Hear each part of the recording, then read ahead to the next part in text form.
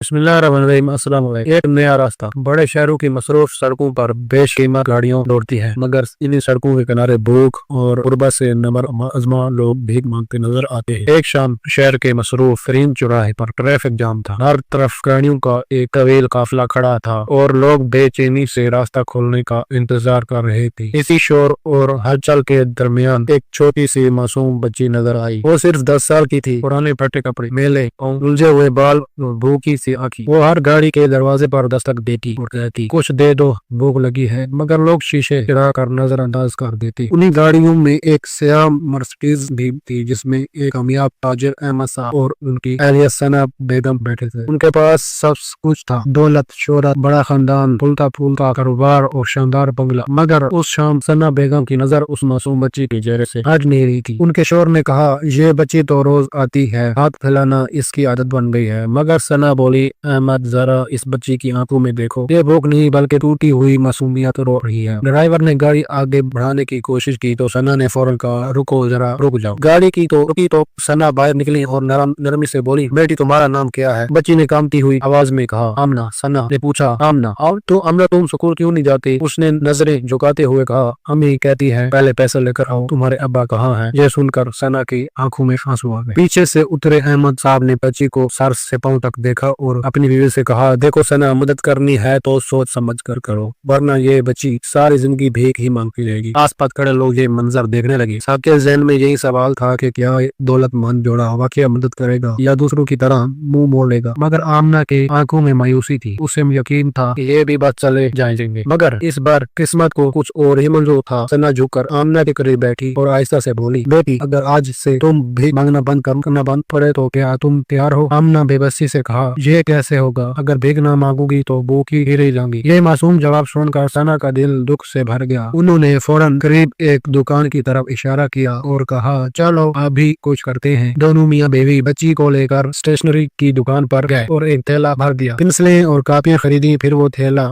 آمنہ کو تھماتے ہوئے ثنا نے اس کے کندھے پر ہاتھ رکھ کر کہا، سنو بیٹا، تمہیں ہاتھ پھیلانے کی ضرورت نہیں، یہ سامان بیچو، جتنا منافع ہو وہ تمہارا، بس ایک وعدہ کرو کہ آج سے کبھی بھی بھیک نہیں مانگو گی۔ آمنہ حیرت سے انہیں دیکھتی رہی۔ اس کے چھوٹے ہاتھ تھیلے کے بوجھ سے لڑ رہے تھے۔ وہ شرماتی ہوئی بولی، اگر کسی نے خریدا ہی نہیں تو؟ اگر لوگوں نے مذاق اڑایا تو ہمیں صاحب نے اپنے کارڈ پر ایک نمبر لکھا اور آمنہ کے ہتھیلی پر رکھتے ہوئے کہا، ڈرنا مت، اگر کوئی تنگ کرے تو اس نمبر پر فون کر دینا، اور یاد رکھو تمہارے پیچھے اب کوئی کھڑا ہے۔ سڑک پر کھڑے لوگ یہ منظر دیکھتے رہے۔ کاش کوئی ایسا ہی سہارا دیتا تو کتنے ہی بچوں کی زندگیاں بدل جاتی۔ آمنہ کی آنکھوں میں پہلی بار میں امید کی کرن جگمگائی تھی۔ اس نے تھیلا مضبوطی سے تھاما جیسے یہ اس کی نئی زندگی کا پہلا قدم ہو۔ جب وہ اپنی جھوپڑی میں لوٹی تو ماں نے پوچھا، آج کتنے پیسے لائی ہو؟ آمنہ نے تھیلا آگے بڑھاتے ہوئے کہا، امی اب میں بھیک نہیں مانگوں گی، اب میں یہ بیچوں گی۔ ماں پہلے تو ڈانٹنے لگی، مگر جب آمنہ نے ہمت سے کہا، امی بھوک سے مرنے سے بہتر ہے محنت کر کے جینو، تو ماں کی آنکھوں میں بھی آنسو آ گئے۔ اگلے دن آمنہ وہی پنسلیاں اور کاپیاں لے کر اسے چوراہے پر کھڑی ہوئی۔ لوگوں نے پہلے حیرت سے دیکھا، یہ بھیک نہیں مانگ رہی، پنسلیں بیچ رہی ہے۔ آہستہ آہستہ کچھ لوگوں نے اس کا حوصلہ بڑھانے کے لیے پنسلیں خریدنی شروع کی۔ وقت گزرتا گیا اور اس کا سارا سامان بک گیا۔ جیب میں جو سکے تھے وہ بھیک کے نہیں بلکہ محنت کے تھے۔ اس رات اس نے ماں کے سامنے پیسے رکھتے ہوئے کہا، دیکھا امی، اب میں کسی کے آگے ہاتھ پھیلانے کی مجبور نہیں۔ وقت کے ساتھ آمنہ کا حوصلہ بڑھتا گیا۔ اب وہ صرف اپنے لیے نہیں بلکہ دوسرے بچوں کو بھی ساتھ لینے لگی۔ بستی کے دوسرے بچے جو بھیک مانگنے کے نکلتے وہ اس سے پوچھتے، یہ پنسلیں کہاں سے لاتی ہو؟ آمنہ مسکراتی اور کہتی، بھیک مانگنے سے بہتر ہے کچھ بیچنا۔ لوگ ڈانٹنے کے بجائے عزت دیتے ہیں۔ آہستہ آہستہ کئی بچے بھیک چھوڑ کر اس کے ساتھ آنے لگے۔ آمنہ نے اپنی کمائی سے ایک چھوٹا سا ٹھیلا خریدا اور اس پر پنسلیں، کاپیاں اور کیلنڈر بیچنے لگی۔ اب راہ چلتے لوگ کہتے، دیکھو یہ وہی لڑکی ہے جو بھیک مانگتی تھی، آج دوسروں کو پڑھائی کا سامان بیچ رہی ہے۔ یہ سفر آسان نہیں تھا، کبھی پولیس نے اس کا ٹھیلا ہٹا دیا، کبھی دکانداروں نے طنز کیے، مگر ہر بار وہ احمد صاحب کے الفاظ یاد کرتی، ڈرنا مت، تمہارے پیچھے کوئی ہے، اور پھر سے ڈٹ جاتی۔ وقت گزرتا گیا اور اس کا چھوٹا سا ٹھیلا اچھا خاصا کاروبار بن گیا۔ اس نے بستی سے کئی بچوں کو کام پر لگایا جو ہاتھ بھی کی پھیکڑی جھمکاتے تھے، آج وہی ہاتھ قلموں اور کتابوں کی سے آشنا تھے۔ 50 سے زیادہ بچے اس کے ساتھ جڑ چکے تھے۔ کوئی اپنی سکول فیس کے لیے کام کرتا، کوئی اپنی دادو دواؤں کے لیے۔ آمنہ اور صرف اپنے لیے نہیں جیتی، وہ دوسروں کے خوابوں کی امید بن چکی۔ کبھی کبھار جب احمد صاحب اور ثنا اس راستے سے گزرتے تو کالی مرسڈیز کے شیشے کے پیچھے سے ثنا सना मुस्कुराते हुए हाथ फैलाती थी। आमना को यकीन था कि कोई फरिश्ता उसकी हिफाजत कर रहा है। साल गुजरते गए, आमना ने मेहनत और अक्लमंदी से अपने कारोबार को बढ़ाया। अब वो एक छोटी सी दुकान के मालिक बन चुकी थी। लोग उससे झोंपड़ी की बच्ची नहीं बल्कि एक कामयाब कारोबारी खातून कहते थे। बारू ने उसकी कहानी छापी, जिस बच्ची ने भीख मांगना छोड़ा उसने 50 बच्चों की जिंदगियां बदल। सना बेगम ने जब यह खबर पढ़ी तो दोनों मियां बीवी की आंखें नम हो गई। सना ने अम्मा से कहा, देखा एक छोटी सी मदद ने कितना बड़ा काम करके दिखाया। अगर सब ये ऐद कर लें कि भीख नहीं बल्कि काम देंगे तो मुआशरा जरूर बदलेगा। अहमद साहब ने मुस्कुराते हुए कहा,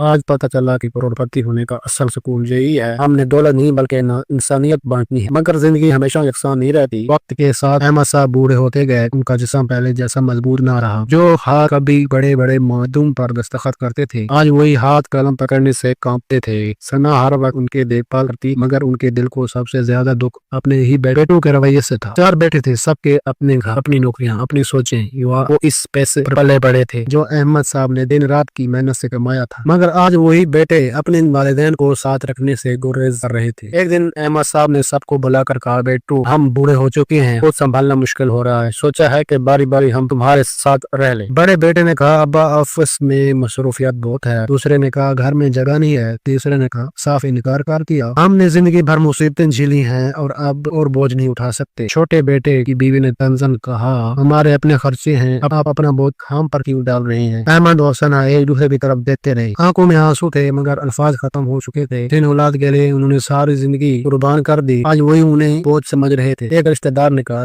जब जायदाद की बात आई तो सब ने हिस्सा लिया था, अब खिदमत की बारी आई है तो पीछे क्यों हट रहे हो। बहू ने साफ इनकार कर दिया। आखिरकार एक ने मशवरा दिया, अगर कोई रखने को तैयार नहीं तो ओल्ड होम बेस। सुनकर सना का दिल टूट गया। वो कांपती हुई आवाज में बोली, नहीं, जब तक सांस है अब घर नहीं छोड़ेंगे, अपने बच्चों से हमदर्दी की भीख नहीं मांगे। अहमद साहब खामोश बैठे रहे। आंसू उनके गालों पर बह निकले। वो शख्स जो हजारों लोगों को रोजगार देता था, आज अपने ही घर में अजनबी बना दिया गया था। अगले दिन अहमद और सना ने अपना सामान बांधा और घर से निकल खड़े हुए दरवाजे पर खड़े बेटू को नजरअंदाज करते हुए सड़क पर आ गए। सना ने अहमद का हाथ मजबूती से थाम लिया। दोनों बेमकसद चले जा रहे थे कि अचानक गाड़ी के सामने आकर रुकी। गाड़ी से पुरअतमाद नौजवान खातून उतरी। वो दौड़ती हुई उनके पास आई और बोली, अबा जी, अम्मा जी, आप इस उम्र में कहाँ जा रहे हैं। अहमद साहब ने मायूसी में कहा, बेटी हमारा कोई ठिकाना नहीं रहा, हमारे अपने ही हमें छोड़ के ही। लड़की के आंखें भर आई। इसने फौरन कहा, नहीं, ऐसा नहीं हो सकता, अगर आपके अपने आप को छोड़ गए हैं तो समझ लीजिए कि अल्लाह ने मुझे आपके लिए भेजा है, आप मेरे साथ चले। अहमद साहब ने हैरत से पूछा, मगर बेटी तुम हमें क्यों अपनाना चाहती हो, तुम्हारा हमारे साथ क्या ताल्लुक है। लड़की ने आंखें उठाकर कहा, शायद आप भूल गए हैं मगर वही आमना हूँ जिसे आपने सालों पहले भीख मांगने से रोका था।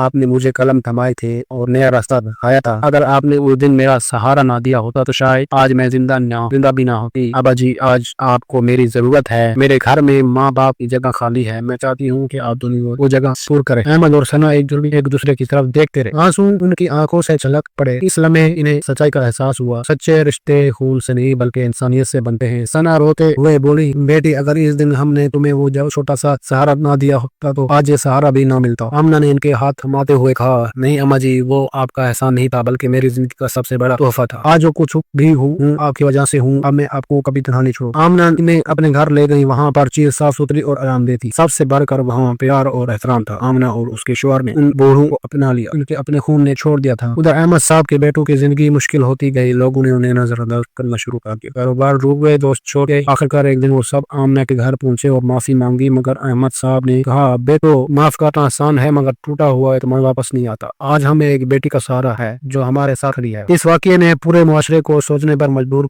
कर दिया। लोगों ने जाना कि औलाद सिर्फ खून का रिश्ता नहीं होती, औलाद वो होती है जो बुढ़ापे का सहारा बने। छोटू